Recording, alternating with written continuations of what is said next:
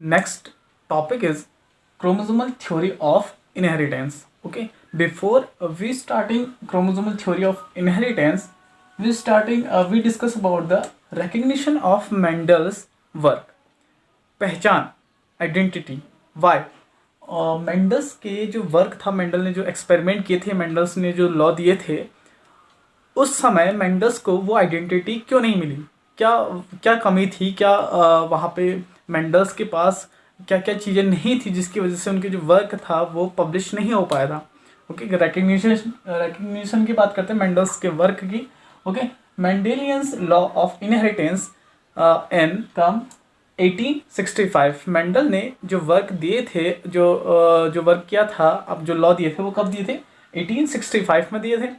No recognition till 1990 तक उनको कोई भी आइडेंटिटी, कोई भी पहचान उनको नहीं मिली थी, उनके काम को नहीं मिली थी. ओके, इन 1990 सेंचुरी में उनके काम को देखा गया था, उनके नोट्स को फिर से कुछ साइंटिस्टों को मिला था, कोरेंस, ठीक है, इनको मिला था. इन्होंने क्या किया था? उनको पब्लिश किया था, उसके काम को पब्लिश किया था.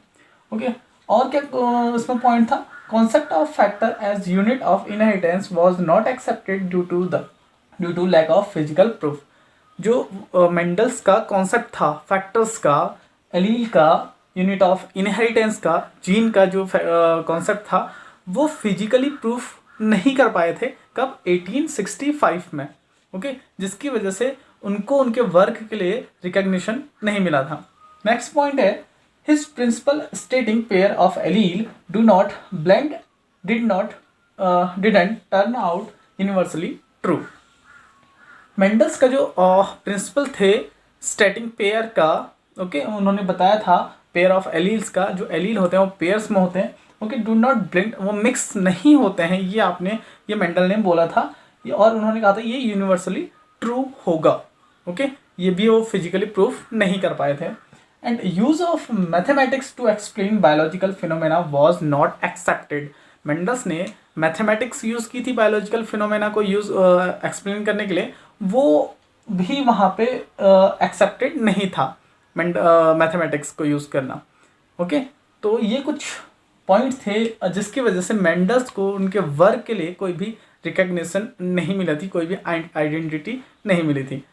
After 1865, after 19 century, okay, 1990 century, क्या हुआ था कि डिस्कवरी हो चुकी थी, बहुत चीज़ों की डिस्कवरी हो चुकी थी, माइक्रोस्कोपी की डिस्कवरी हो चुकी थी, जिसकी वजह से मेंडल्स के जो वर्क था उसको बाय प्रैक्टिकली प्रूफ करके दिखाया था. ओके, हुआ क्या था?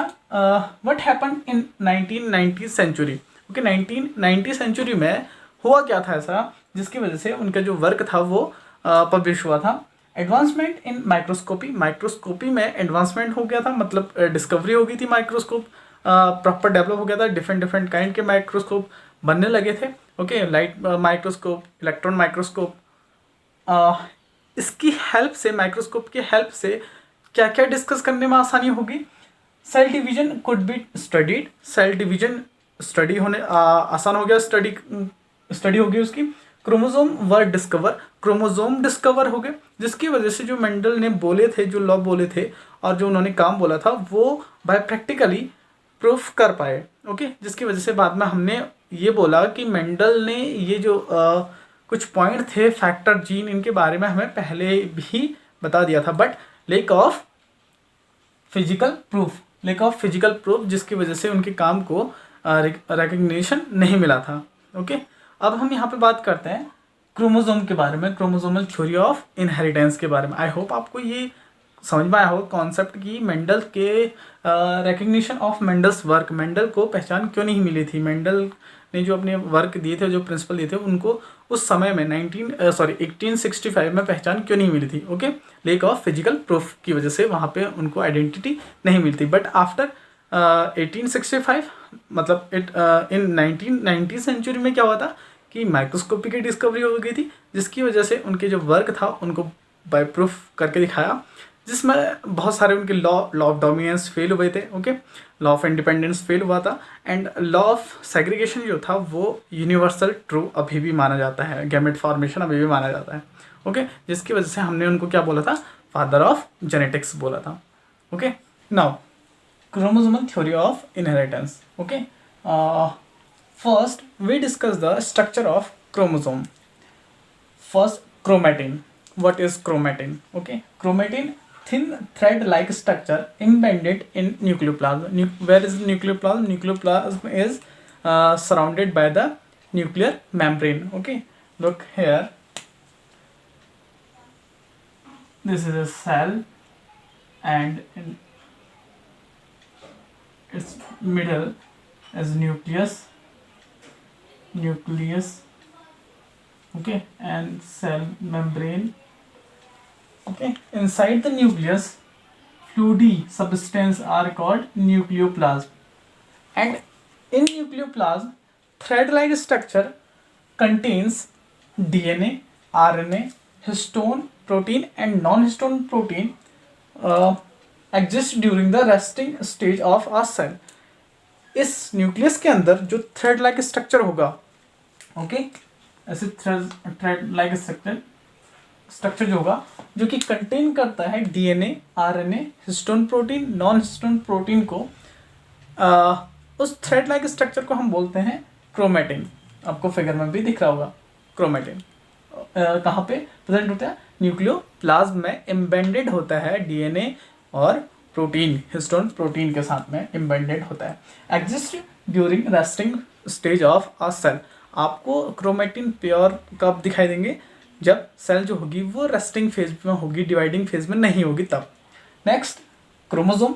क्रोमोसोम आपको कॉमनली स्ट्रक्चर जो होगा आपको बाय फिगर दिखाई देगा।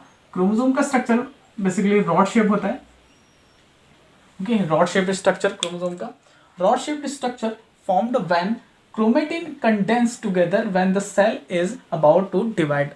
When the cell is goes to divide, when growth, body growth, cell division, repair, body part repair, okay, tissue repair, जब रिपेयरिंग होती है, टिश्यू रिपेयरिंग होती है, या फिर बॉडी की ग्रोथ होती है, या फिर आप बोल सकते हो गैमेट फॉर्मेशन होती है, जो सेल उस समय कौन से फेज में होती है, डिवाइडिंग फेज में होती है। आपने मियोसिस, माइटोसिस आपने पढ़ी होगी 11th क्लास में। ओके, उस समय जो क्रोमोसोम होते हैं वो फॉर्म होने लगते हैं, क्रोमेटिन से फॉर्म होते हैं क्रोमोसोम। रॉड शेप स्ट्रक्चर के होते हैं like this. Okay, composed of DNA and nuclear protein. किससे बने होते हैं, डीएनए और न्यूक्लियर प्रोटीन से बने होते हैं। ये आपको डीएनए क्रोमोसोम में दिखाई दे रहा होगा ऐसे घूम के। ओके, डीएनए और न्यूक्लियर प्रोटीन से, nuclear protein, histone protein. Genes contain information for inheritance. क्या कंटेन करते हैं, इंफॉर्मेशन कंटेन करते हैं, जीन कंटेन करते हैं जो कि इनहेरिटेंस होते हैं। Genes are present on chromosome. Genes कहाँ पे प्रेजेंट होते हैं, क्रोमोसोम में ही प्रेजेंट होते हैं। नेक्स्ट है क्रोमेटिड। क्रोमेटिड क्या होते हैं, फॉर्म ड्यूरिंग द एस सब phase of interphase. S phase पढ़ा होगा 11th क्लास में, सेल डिवीजन वाले चैप्टर में। ओके, सिंथेटिक फेज भी बोलते हैं इसे। इस फेज में, इंटरफेज में, हमें जो क्रोमेटिड होते हैं वो फॉर्म होते हैं। Chromosome duplicate to form 2 copy sealed sister chromatid.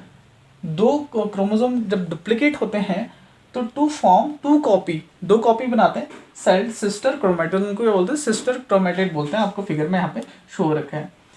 Centromere. Centromere क्या है, नेक्स्ट आपको सेंट्रोमियर यहाँ पे दिख रहा होगा, ठीक है, जो कि ये कनेक्ट कर रहा है क्रोमेटिड को।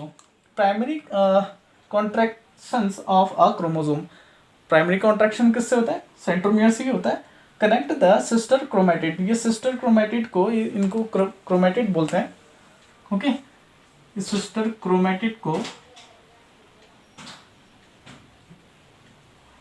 क्या कर रहे हैं, कनेक्ट कर रहे हैं। ये सेंट्रोमियर। सेंट्रोमियर कौन सा पार्ट है, ये वाला पार्ट आपको सेंट्रोमियर दिखा रखा है। Okay, centromere. तो ये था स्ट्रक्चर ऑफ क्रोमोसोम।